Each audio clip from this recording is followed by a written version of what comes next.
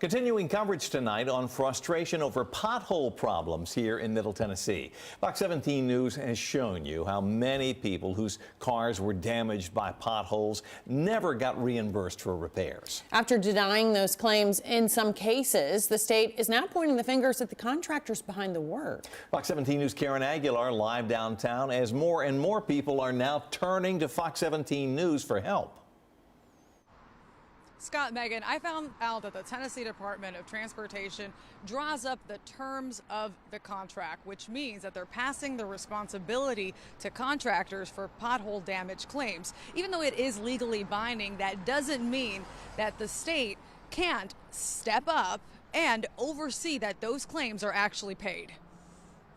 Potholes on state roads are causing drivers anguish. John Trice tells me he paid $1,161 for damage to his tires and $240 to tow his Range Rover, totaling to around $1,400. It's very stressful. Trice tells me the tire blowout happened back in April on I-40 West in Dickson. To this day, he tells me he's seen no relief. So we're going on 7 months now. Trice tells me he filed the pothole damage claim with the state, and TDOT pinned it on the contractor, Weber Infrastructure. The state denied us, Weber Infra denied us. We went back to the state and we still haven't heard anything yet. TDOT confirms it hired Weber to maintain and repair the roads. Attorneys tell me if it's a state road, maintenance is normally a state function unless the state passes the responsibility to a contractor. Sound familiar?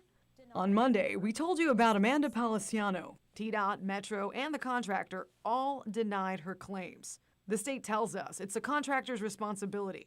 So we took the state contracts to attorney Ben Rabin. You know, when we talk about this contract, that's still taxpayer money. He tells me no state laws dictate TDOT has to contract anyone.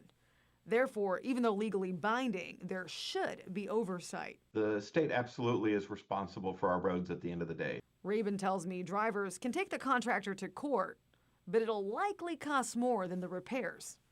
He tells me it's a loophole to get the state out of paying. I asked TDOT, how much work on the roads is subcontracted out? The agency told me to file a public records request on Thursday, so I did. I'm waiting for those records. I also asked, will TDOT take more oversight on the contractors? Its spokesperson says in part, TDOT has been and will continue to work with its contractors to refine and improve our processes.